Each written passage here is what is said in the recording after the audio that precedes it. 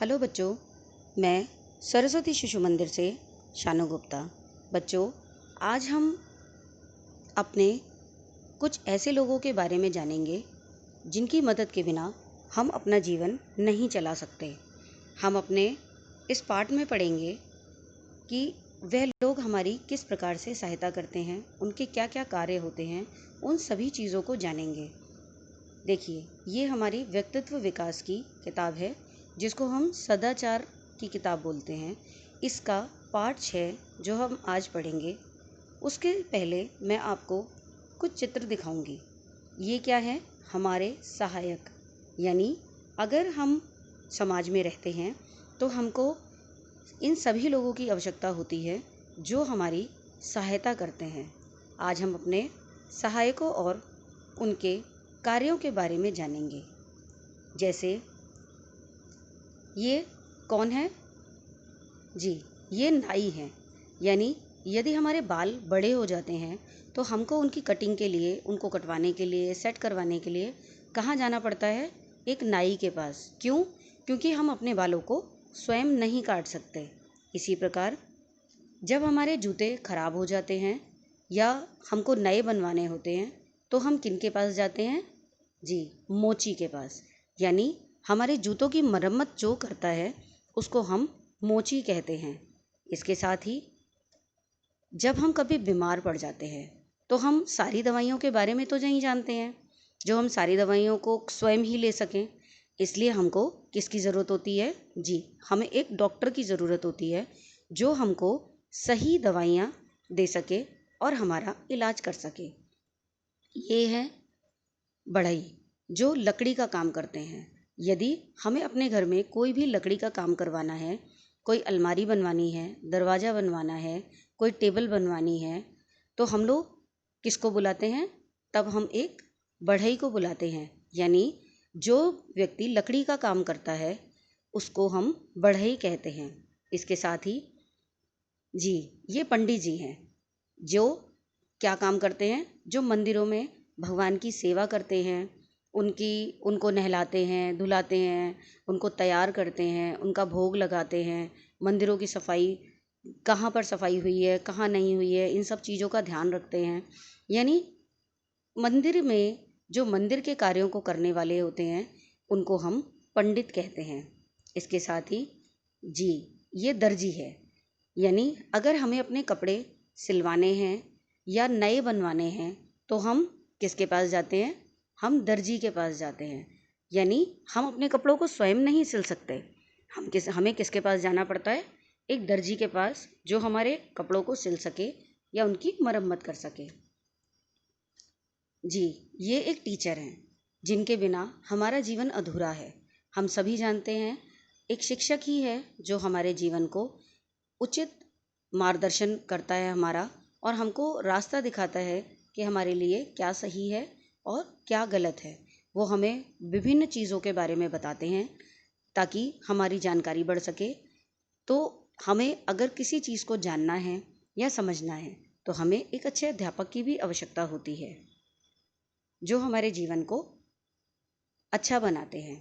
इसके साथ ही ये एक लोहार है जो लोहे की चीज़ों को बनाते हैं या उनको उनकी मरम्मत करते हैं, उनको नया आकार देते हैं। तो जो लोग लोहे का काम करते हैं उन्हें हम लोहार के रूप में जानते हैं। जी, ये कौन है बच्चों? आपने देखा है? आपने मार्केट में, बाज़ार में बहुत सारे घड़े देखे हैं, मिट्टी के बर्तन देखे हैं, मिट्टी की चीज़ें देखी हैं। लेकिन क्या आपको पता है कि ये मिट्टी की चीज़ें कौन बनाता है? ये मिट्टी की चीज़ें जो बनाते हैं उनको हम कुम्हार कहते हैं। यानी मिट्टी की चीज़ें जितनी भी आपको बनी हुई दिखाई देती हैं वो एक कुम्हार ही बनाता है। इसके साथ अब हमारा ये चैप्टर शुरू हुआ है जिसका नाम है सामाजिक जीवन। बच्चों, मनुष्य सामाजिक प्राणी है। कोई भी व्यक्ति अपने हर काम को अकेले नहीं कर सकता। इसके लिए हम समाज में जो लोग रहते हैं उनका सहारा लेते हैं, या ये कह दीजिए कि हर व्यक्ति का समाज में अपना एक स्थान है और उनका अपना एक कार्य है जो वो करते हैं। इन सभी लोगों को मिलाकर हमारा समाज बनता है। समाज में छोटे बड़े हर तरह के लोग हैं जिनका अपना अपना कार्य क्षेत्र निश्चित है और वो अपने कार्य क्षेत्र के अनुसार ही कार्य करते हैं। यानी ऐसा नहीं है बच्चों कि हम बहुत बड़े आदमी बन गए हैं तो हम अपने सारे काम खुद ही कर सकते हैं। नहीं, हमको अपने सारे कामों के लिए किसी न किसी छोटे या बड़े व्यक्ति के ऊपर निर्भर होना पड़ता है। क्यों? क्योंकि हम अपने सभी काम स्वयं नहीं कर सकते। इसीलिए जहाँ भी हम रहते हैं वो एक समाज है और उसके नियम हैं, कानून हैं, उनके अनुसार ही हमें रहना होता है और उसके साथ ही हमें ये समझना पड़ता है कि हर काम को हम स्वयं नहीं कर सकते। उसके लिए हमें दूसरे को बुलाना पड़ेगा और उस पर ही हम निर्भर हैं। क्यों? क्योंकि सारे काम नहीं कर सकते ना। हमको पता है हम अपने घर के बहुत सारे काम ऐसे जो हैं वो नहीं कर सकते। हम पैसे लेकर खड़े हैं लेकिन हम मकान नहीं बना सकते। क्यों?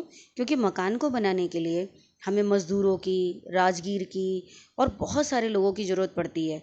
जैसे दरवाजे बनाने के लिए हमको बढ़ई की आवश्यकता होती है, लोहे का काम कराने के लिए हमें लोहार की आवश्यकता पड़ती है, जो हमारे घरों की दीवारों को बनाते हैं उन्हें राजगीर कहते हैं, हमें उनकी ज़रूरत पड़ती है। यानी एक मकान को बनाने के लिए भी हमें बहुत सारे लोगों की आवश्यकता होती है जो अपने कार्य के द्वारा हमारे मकान को बना पाते हैं। इसके साथ ही हमें अपने कपड़े सिलवाने हैं तो हमें दर्जी के पास जाना होता है। अगर हमें मिट्टी की कोई चीज़ बनानी है या बाज़ार से लानी है तो ज़रूरी नहीं हम कुम्हार के पास जाएं, लेकिन वो चीज़ें जो बाज़ार में आती हैं वो उनको एक कुम्हार ही बनाता है। अगर हमारे जूते फट जाते हैं तो हम उस काम के लिए मोची के पास जाते हैं। हम स्वयं नहीं घर पे उसको सिल सकते हैं। क्यों? क्योंकि मोची जिस तरह से वो उस कार्य को पूरा करता है उस तरह से हम उसे पूरा नहीं कर सकते। इसलिए हमको एक मोची की मदद लेनी पड़ती है अपने जूते को ठीक कराने के लिए। इसके साथ ही मंदिर में देखो, पूजा करने वाला पुजारी कहलाता है जो मूर्तियों का श्रृंगार करता है, उनकी सेवा करता है। इसी तरह जो एक सुनार होता है वो भगवान के आभूषण बनाता है। आभूषण सोने और चांदी के बनते हैं। ऐसे ही बहुत सारी चीज़ें हैं बच्चों। जैसे अगर हम घर बनवाते हैं तो उसके लिए हमें बालू और मिट्टी वगैरह कहाँ से मिलती है तो हमें पता है वो सब चीज़ें हमें नदियों से प्राप्त होती हैं। यानी कहने का तात्पर्य ये है कि इस लेसन में आपको ये समझाया गया है कि मनुष्य एक सामाजिक प्राणी है और उसको अपने हर काम के लिए दूसरे पर निर्भर रहना पड़ता है। हमें निर्भर रहना मतलब उसकी हमें सहायता लेनी पड़ती है। यानी हम सारे कामों को अपने आप स्वयं नहीं कर सकते। हम क्या करते हैं, अपने छोटे बड़े हर काम के लिए दूसरों से सहयोग लेते हैं और जब कभी जो काम हमारा है वो हम दूसरे को सहयोग देते भी हैं। यानी एक दूसरे के सहयोग करने को ही सामाजिक जीवन कहा जाता है। हम सामाजिक प्राणी तभी अच्छे कहलाते हैं जब हम समाज में दूसरों की मदद भी करें और जब हमें आवश्यकता हो तो हमें उनकी मदद भी लें। बच्चों, इसी के साथ आपको इसकी बुक एक्सरसाइज दी जा रही है जिसमें आपको इन प्रश्नों के उत्तरों को कॉपी पर लिखना है।